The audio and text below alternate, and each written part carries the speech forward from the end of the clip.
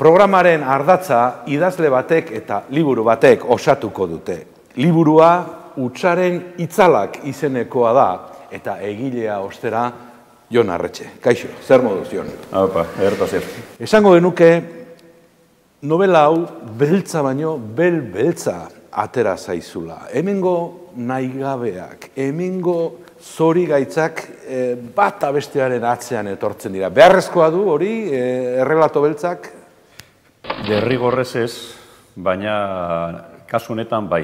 Zau da, Tureren hirugarren novela. Ture zure pertsonai bat, esan dezagun, beltza bera. Hori, beltza, gainera, novela beltzak eta gainera bera beltza da, Afrikarra, baina aurreko bi nobeletan, hau da serieko hirugarrena, ez? Eta aurreko bi nobeletan gehiago jo nuen humorerantza, edo bentsat zoritzarrori guztia gainditzen zituen humorearen eta positibotasun horren bitartez, ez da? Horrengo honetan ez, hau desberdina izatea nahi nuen, aurreko bietatik nahiko desberdina, eta horregaitik atera zitzaidan edo idatzi nuen beltzagoa, gordinagoa, bai. Ture Bilbon bizi da, San Francisco auzoan, eta ez da kasualitatea, hori zuk gai bezala erabiltzen duzu, jakinekoa da novela beltza, eleberri beltza, bikaina dela horretarako espazio bat eta denbora bat kontatzeko. Zuk ere alaxe darabilzu. Ba, enik Euskal Herrian kokatu nahi nuen, aspaldiko partez, ez? Aspaldiko novela kanpoan atzerrean kokatzen dituen, Euskal Herrian kokatu nahi nuen behingoz novelaren bat edo serieren bat, ez da? Eta Euskal Herriaren barruan giro beltz baztertu hori betiko osagarri klasikoak dauzkana, betiko prostituzioan, betiko droga trafikoa, bazterketa soziala, pobrezia hori dana badaukagu Euskal Herrian, Bilboko San Franciscoko geto horretan, eta horregaitik aukeratu nuen lekua. Gainera, nahazten duzu asmakuntza eta errealitatea, erreferentzia zuzenak daude, bai hango taberna izenak agertzen dira, edo baita ere hango babes elkarteak eta bar. Hori ere kontakizunaren mesedetan?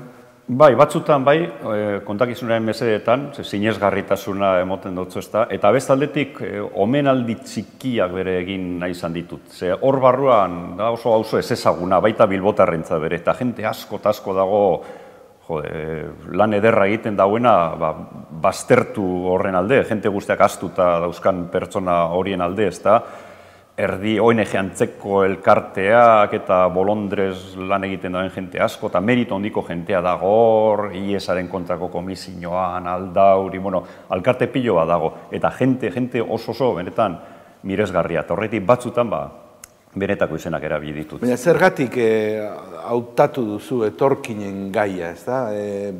Etorkin gainera, Saharapeko etorkinen gaia.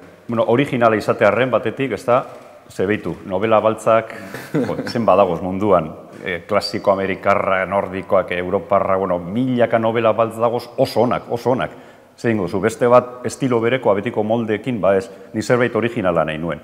Eta pentsatu zer egin nahiko originala, behar bada Burkina Fasoko etorkin bat, erdigarle, gezurrezko igarle moduan azten dana, pizka saltzen hone bere burua, eta ikerlari antzeko zerre bihurtzen dana, eta Afrikarra daukien umore berezi hori erantzita, nik uste nuen originala atara zala, bai pertsonaia, batez ere pertsonaia, bera da, Ture bera da ardatza hiru nobeletan, baina, gaiak bere, gai barri batzu sartzeko aukera ikusten nuen, eta batez be hori, originaltasunaren alde. Paperik gabekoa da, besteak beste, eta horregatik ezin du joan ezpadan Hendaiara edo Baionara, bere korapiloak konpontzera, ez da? Hori, alaba dauka Parisen, alaba gaztea, eta behingo, aseatu dut azkenean, aita, joango zure bila, primeran ze ondo, Hendaiako geltokien gelditzen dira, Ture ezin da joan, ertzaintzak ez dutzo izten, ez dauka paperik, ezin du muga pasatu, gero alaba desagertuko da, beste norbaitek joan beharko du, Tureren amorante zuria joan beharko da, ikertzera beste gertatu den alabarekin, hor montatzen da tramaren ardatz nagusia, baina bide batez beste gai asko agertzen dira. Tureren ezintasun hori eta... Zeu kontatu duzu, aita, banoa zuregana esaten dio alabak, eta trenean dator, baina ez da iristen. Eta zergatik eta nola eta zer gertatu den horixe du amu nagusi kontaerak. Hala ere, sinesgarritasuna aipatu duzu oraintxe. Niri gordintxoa egiten zait mundu hori guztia, bai beltzak, bai San Francisco auzoko elkarrizketak eta euskaraz. Bai, karo, eta gaztelerara pasatzen dudanean, eta gainera euskeraz jergantzeko zerbait izan beharko leuk, ezta? Euskeraz ondino ez da existitzen, hori.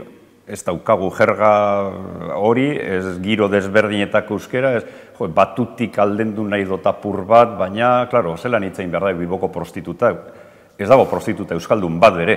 Eta espaldi honetan ez da Espainiarrak bero, egin adira Ego Amerikarrak, Afrikarrak, ture bera, euskeraz berbait, badagoz Afrikarrak gure artean baltzak euskera ikasi da benak, baina non, Ondarruko arrantzaleak eta uren seme alabak, karo, nik euskeraz idazten dut.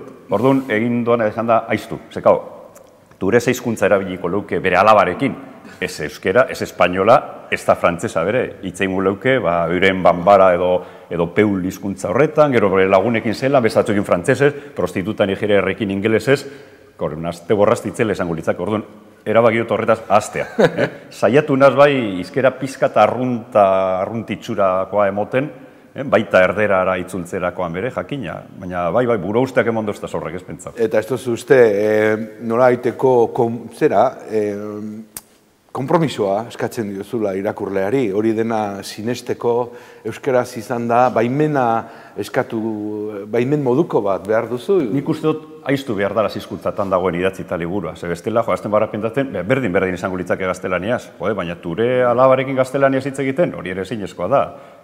Eta prostituta nigeriarrekin euskeraz hitz egiten, eta prostituta nigeriarrak eroen artean, eskolan azten bagara, hogei hizkuntza ongo lirake hor. Afrika olakoa da, San Francisco olakoa da, San Francisco ondagoz dozenaka hizkuntza, olako gune txikitsu baten, ez da? Ordu nik uste honena dala, nik uste novela baukala erritmoa eta hori, eta ipini txip hori, irakurri, aiztu zeizkuntzatan dagoen idatzita, eta kito, bestela akabu.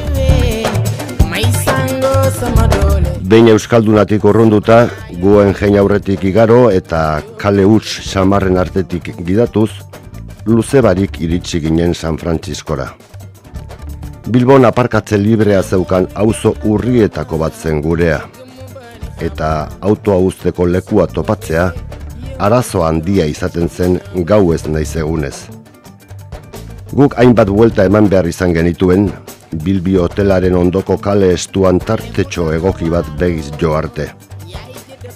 Aldapa beheran zegoen, hobe horrela, eta hantxe utzi genuen R5 zaharra.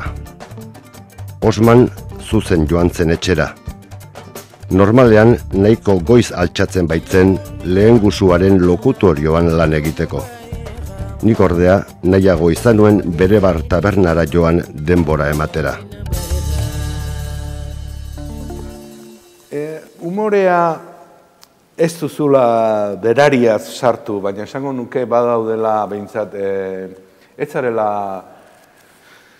duzula dardararik euki bi gauzatan. Alde batetik ture bera xaguz zomorrotuta dago liburuaren Bilboko azokan, eta, holako, ironikoki tratatzen dituzu hango liburu zainak eta bar. Eta bestetik, bi ertzain ageri dira, batan neure abizenekoa, Etxebe.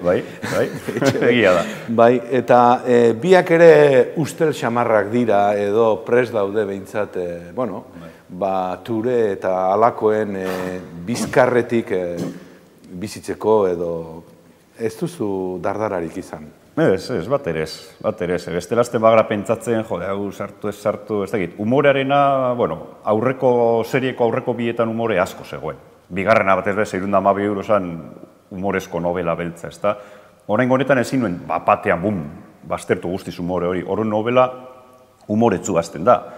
Zuk esan duzuna, Bilboko liburu azokaren inaugurazioan, bera ture hor dago saguz jantita dedikatoriak egiten, zelan da, arratoi famatu honen izenean 10 euroren truke, holako beste esplotazio modu bat, gero gauza absurdo zentzugabe da gertatzen da, hori inaugurazio ekitaldian, ataratzen da baltz bat, eta, pastelkada bat botatzen dutzo antolatzaileri alkatea dalakoan. Hasiera pizkat lan absurdo dauka, da gero pizkanaka humore hori baztertu eta gordintasun hori agertzen da, eta tartean, ertzainen hori, ustelkeria hori, baina, ertzaine hori geben ikustut pertsona direla, eta humanoa direla azken baten, gero amair aldera olako erruki toke bat bere, badauki turerekin, ez da? Txintxo xamarrak ageri dira azken aldera.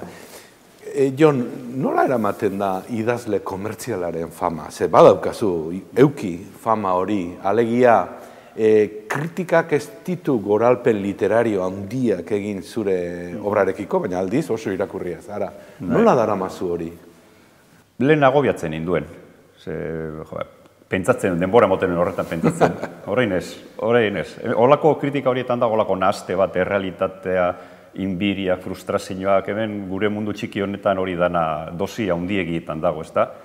Nik egiten dut alik eta ondoen idatzi, alik eta historiorik sendoenak eta unkigarrienak, kaso honetan novela unkigarri gordin bat egin nahi izan dut, beste batzuten humoria sartu, eta kito, eta novela honek adibidez kriston kritika honek ditu gaztelaniaz, ze bitxia da. Euskeraz oraindik, gitxi dago, hemen euskeraz kritikoak eta kritikak idazten da bezanak, aipamenetatik aparte, ezta?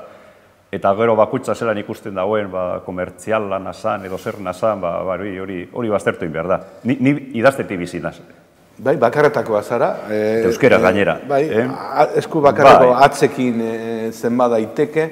Bai, eta nire altxorra irakurlea dira. Gero, zazila kintzu batzui guztoko jakiz nire novelak, berzatzuk irakurri bezala ez egingo, baina hori ez da arazoa. Arazoa da, honetatik bizitzen jarraitzea, niretzako hori da privilegio hutsa eta tolan jarraitu nahi nuke. Gaztelania aipatu duzu, zure lanak itzuliak dira, eta Madrilen edo Bartzelonan edo argitaratuak dira. Orain arteko esperientziak zer erakusten dizu? Erakusten dit, igual, kanpoan hemen baino komplejo gitxiago dauzala. Hemen Euskaldunon artean sekulako komplejoak dagoz, generoko literatura, eta ez dakiz zer, hau da, generoko literatura izatea egiti bakarrik, novela baldin bada, novela beltza bada dibidez, ja bigarren mailakoa da, automatikoki ez da. Kanpoan ez dago komplejo hori, kanpoan dago novela baltzaren mundu honetan, gainera ezagutu dut jente oso interesgarria, izaker aldetik, pentsaer aldetik, jente oso irekia, oso interesantea, beste genero batzutan, baino askoz interesanteagoa. Dana dala, nire publiko gehiena oraindik euskalduna da. Gehiago saltzen da, euskaraz, gaztelaniaz. Oraingoz, berdintzen ari da purka-purka kopuruak ez da, ze bidea egin behar da. Nor da Jon Arretxe Euskal Herritik euskeraren mundutik kanpo. Nire herrian basaurin jente asko ez daki idazle bat dagoenik euskeraz idazten da, naiz eta 20 urte eraman idazten, ez? Kanpora joan eta nork ezagutuko nau Madrilen, hori zein behar da, egiten ari nahi zena, Gijonera joan, Semana Negrara, Bartzelonara, Getafera, Madrilera, ibili, jente ezagutu, kasetariekin, blogeroak, azten dira kritikak egiten, oso pozik nago zelan doan prozesua.